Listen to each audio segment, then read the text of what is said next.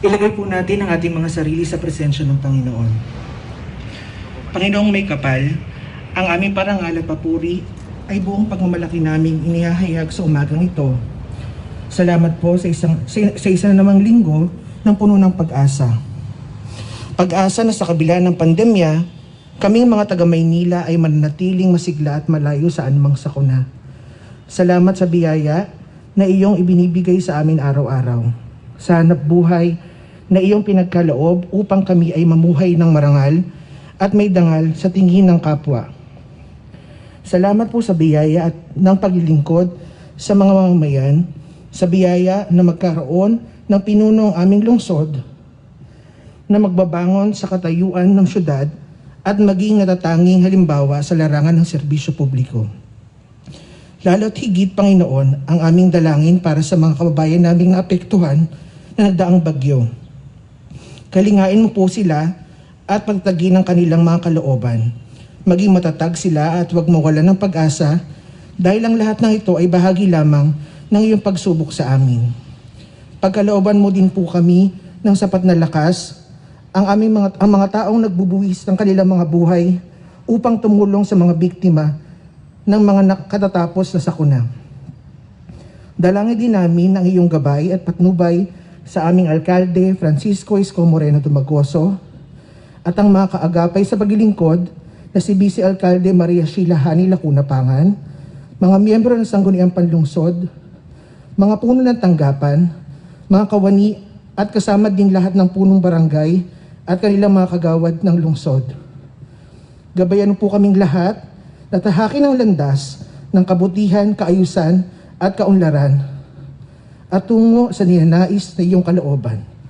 Ang lahat ng ito'y samot dalangin namin sa pangalan po ng iyong anak na si Jesus. Amen. Mga kababayan, ang pambansang awit ng Pilipinas. Dayang magiliw, dalas ng sinangalan, alam ng puso, sa dikit mo'y buhay.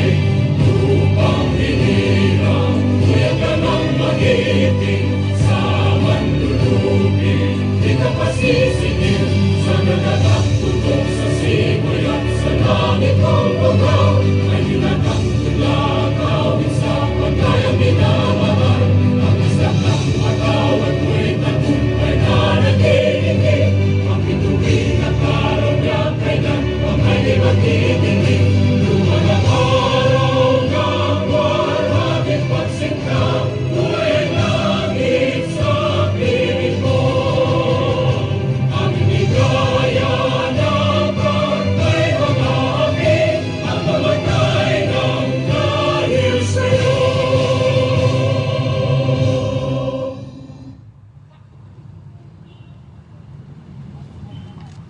Panunumpa ng katapatan sa watawat ng Pilipinas.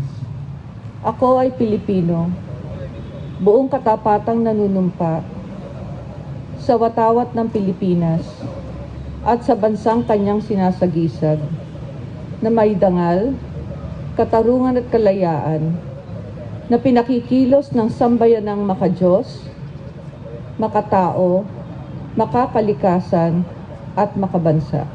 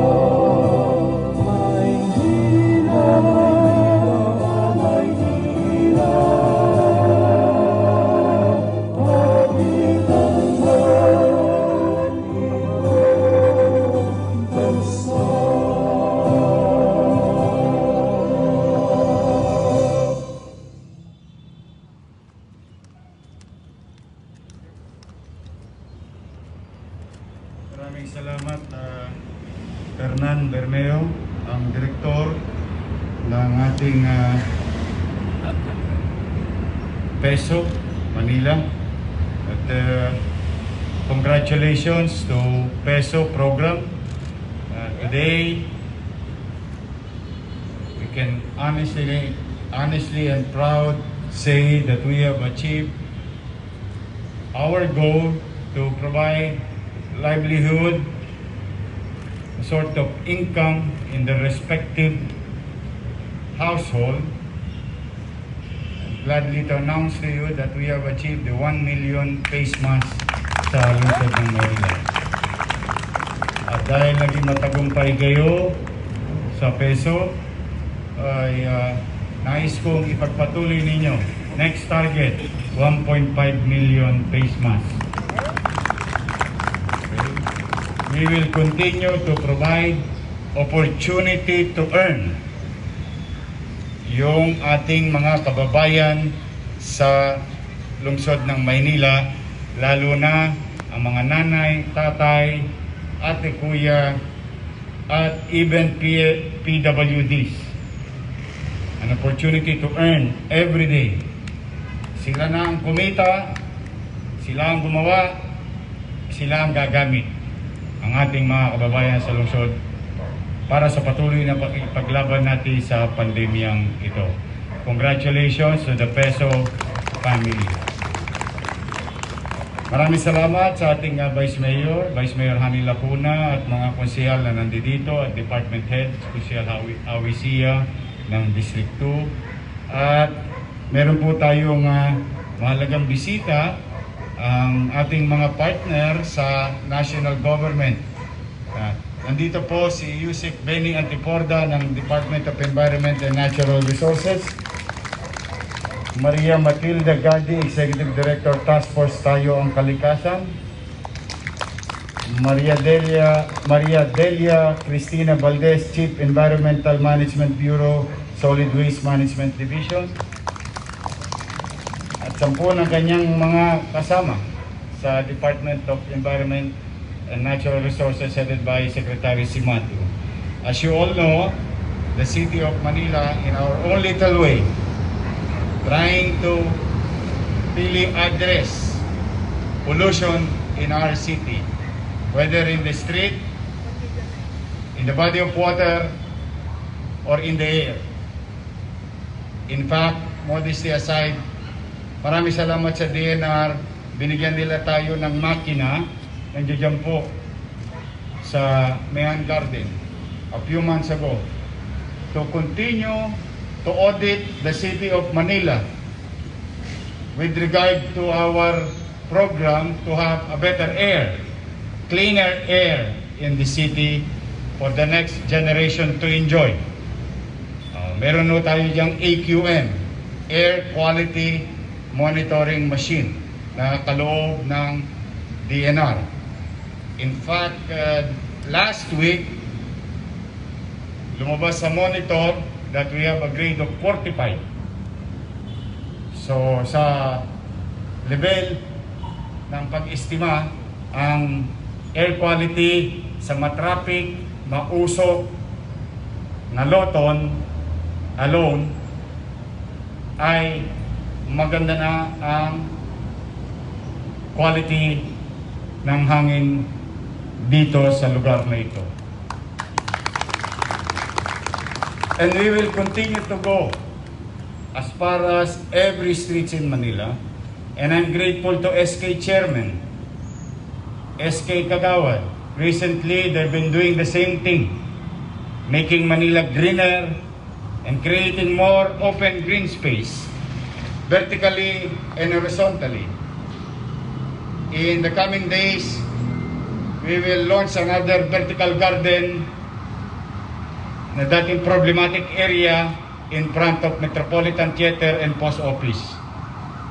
That we are going to achieve discipline with regard to vehicular and foot traffic, at the same time utilize vertical space to make it more greener and healthier air in the city of Manila. Today naman, nandito ang DNR upang tayo bigyan pagkalooban ng mga sisiglan ng mga ginamit natin na panlaban sa COVID-19. Kaya maraming salamat kay Secretary Simato at kay Undersecretary Antiporda sapagkat matatanggap natin mamaya yung mga trash bin for PPEs. And to our other guests, Andy Tan, Filipino-Chinese businessman, magdodonate sila ng 10,000 N95 face mask and 10 bikes for frontliners. At maraming salamat sa Diyos, dalawang bagyong sunod-sunod ang dumako sa bansa. At ang isa'y sinabi darating sa Maynila, ngunit hindi dumating. Bagyong Rod. Ngunit may mga nasawi at naperwisyo tayong mga kababayan sa Bicol. Maraming salamat sa mga tumugon ng mga tagalungsod ng Maynila, individuals and corporations na tumulong papuntang Bicol.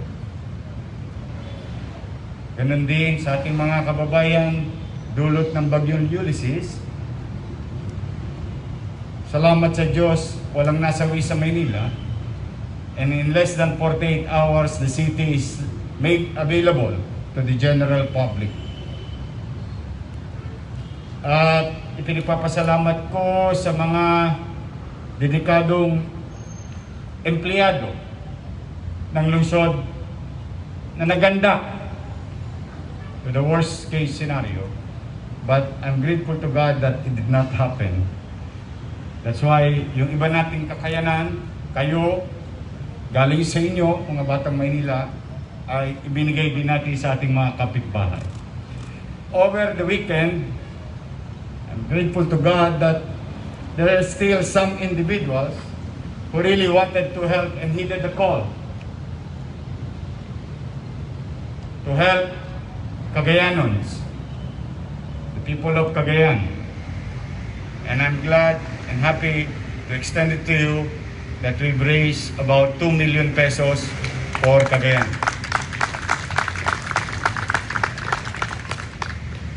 And I'm encouraging each and every one of you. Nananawagan ako sa mga Batang Maynila, mga tagalungsod ng Maynila. Mahirap ang buhay. Lalo na itinatawid lang natin ang ating mga pamilya. Pero bagay na pagpasalamat natin, hindi natin nararanasan ng iba nating mga kapitbahay, kababayan, dito sa bansa. Kaya mas mabuting may paramdam ninyo, may paramdam natin. Tayong mga Batang Maynila ay may malasakit sa kapwa. Kaya buong kababaang loob, ako'y nananawagan sa lahat ng mamamayan ng lungsod. Sa anumang paraan ninyo, tumulong tayo sa mga kababayan natin. Hindi natin alam at walang kasiguruhan na baka isang araw tayo'y mangailangan din. But for the meantime, we are in a better situation despite of hardship to help our fellow Filipinos. Gusto kong umiral sa mga puso't damdamin ng mga Batang Maynila na kahit tayo'y hirap, kaya nating tumulong sa kapwa. And I hope you will do it. I, your mayor, asking you in your own little way, let us help them. Ngayon naman, mananawagan na rin ako na patuloy kayong sumunod sa mga lituntuning ipinatutupad sa lungsod. Partikular na sa kaayusan at kalinisan. Nakita ninyo ang epekto na kapag tumulong ang tao, tumulong ang mamamayan at dedikadong empleyado ng lungsod. Nakita niyong epekto ng kapaligiran kapag bumawi ito. Kaya sana yun na simulan natin simula pa noong July 1, 2019, magpasa hanggang ngayon ay manatiling mag-alab sa inyong damdamin. Nalinisin natin ang ating lungsod. Ang kalsada dapat malinis. Ang ilog o creek dapat hindi basurahan. Ang dagat ay hindi tapunan at pagmalasakitan ang lahat ng kapaligiran ng lungsod. At kayo nasa City Engineering, DPS, thank you. Thank you for your effort.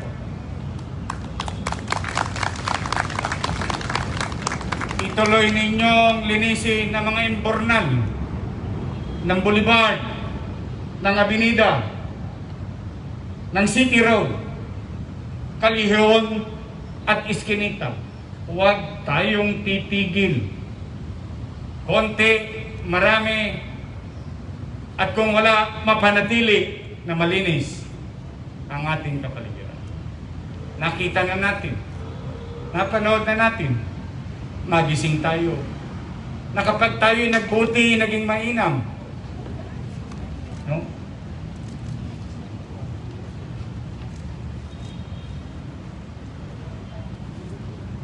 Sa clinic.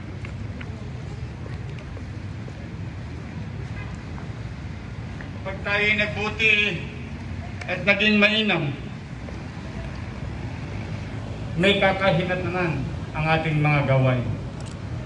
Kaya mga kapwa ko tagapaglingkod, manatili tayo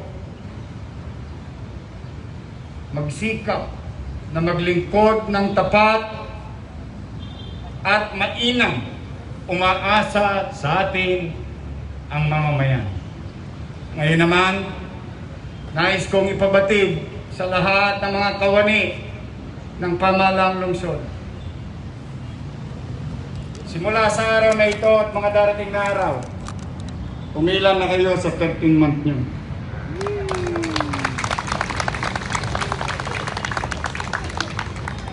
Katulad ng kompromiso namin sa inyo,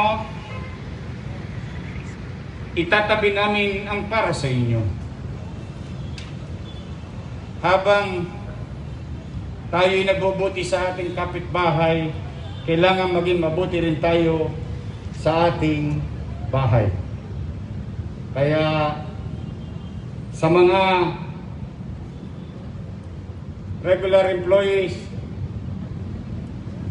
shopping na.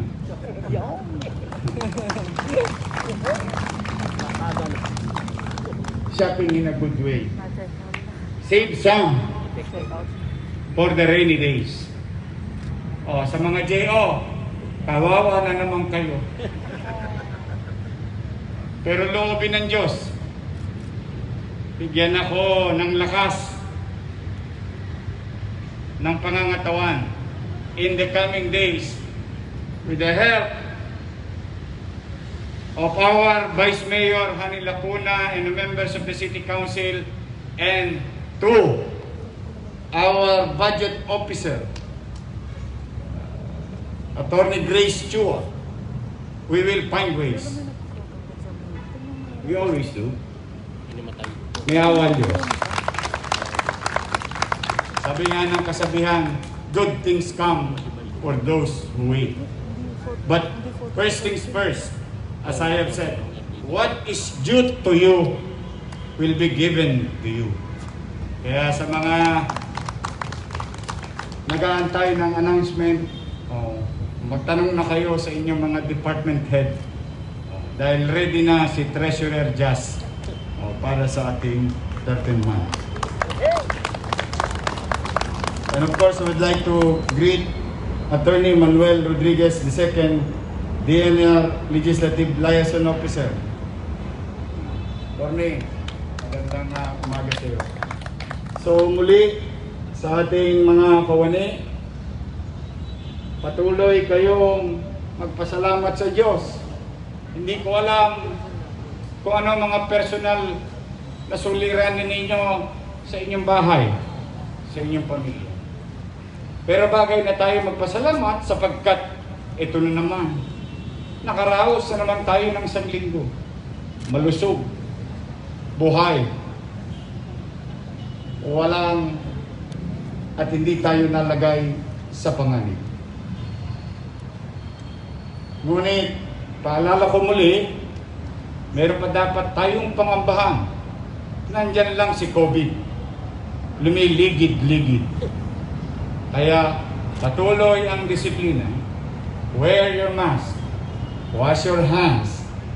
Practice physical distancing. These are basic protocols and doable.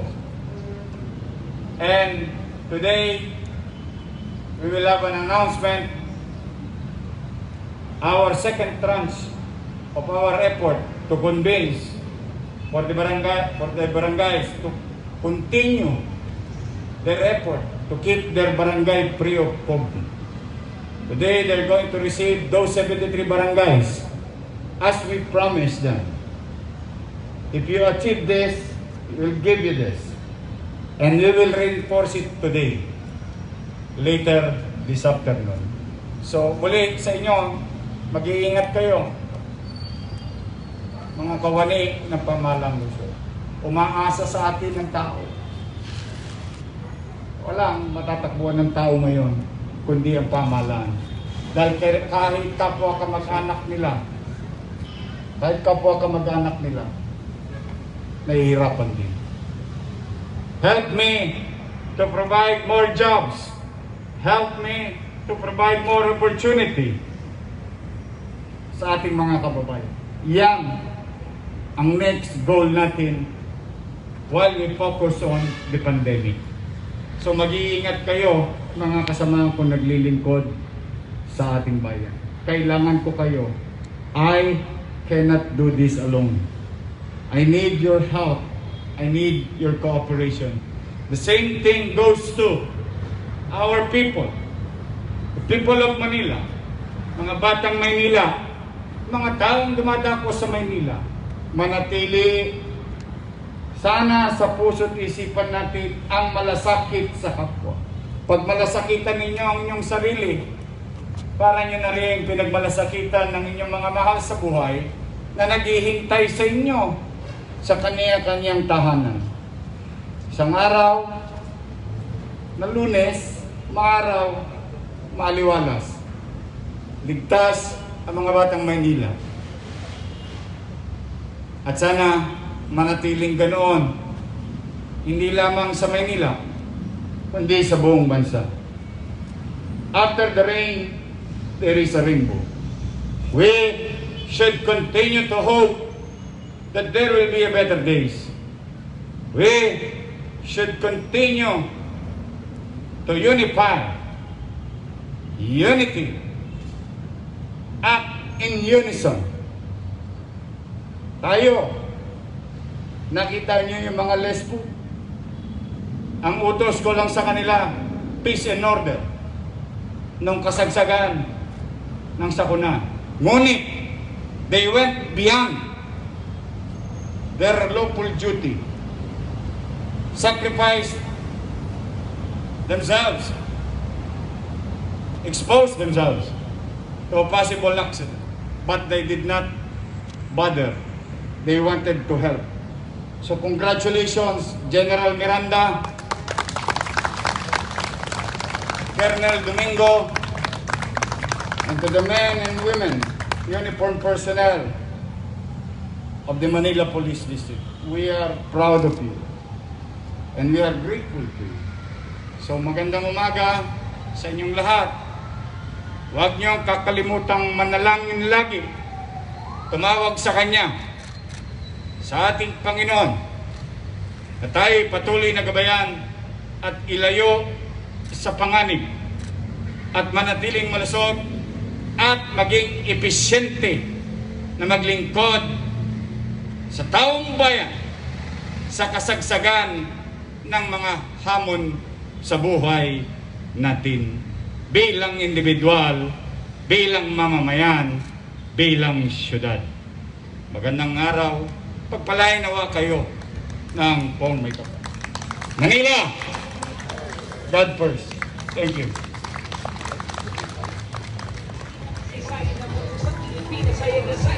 Tuklasin ang kasaysayan sa iyong nakakahalina sa lugar na makulay. Welcome po sa Manila. Pero magalang sa amin, hinta sa pagdating sa lumin ng ganda ng Manila. Boss, init. Bata mo.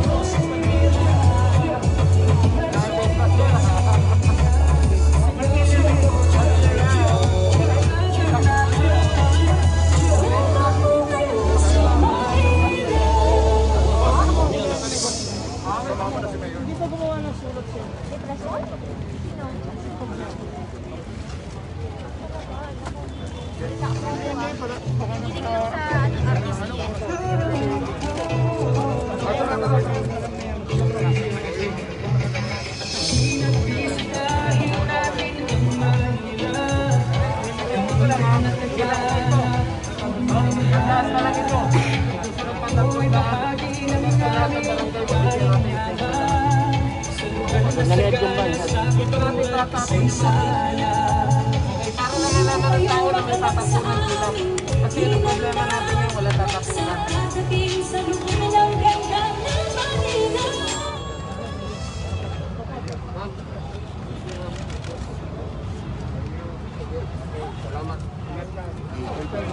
Laki. Laki ng Facebook. Laki ng Facebook. Gagay sa iyo. Sir, doon kayo sa may liwanag kasi di pantay yung ilaw.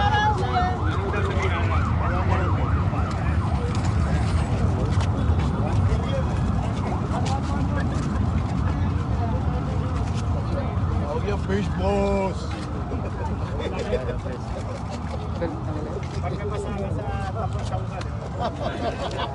Tapis. Very good, very good. Thank you.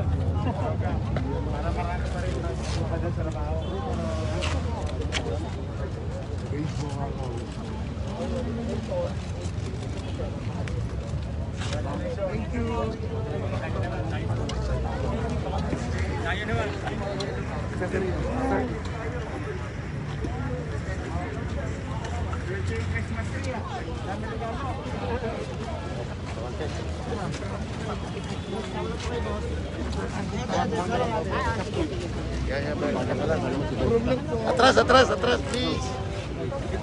Atras. Atras, please. Tanto honor. Atras na konti, atras na konti.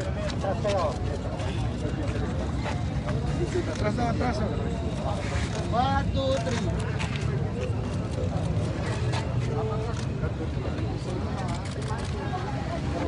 Thank you, ha. Isa pa.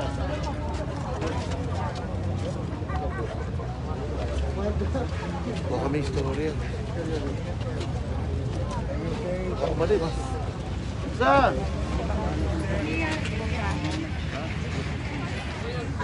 Okay. Bigyan nyo ng distance. Yun yung distance. Bigyan yung distance.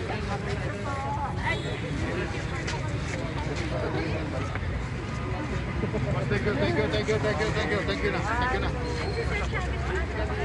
Okay, thank you. Salamat. Excuse me po, excuse me. Sisi po.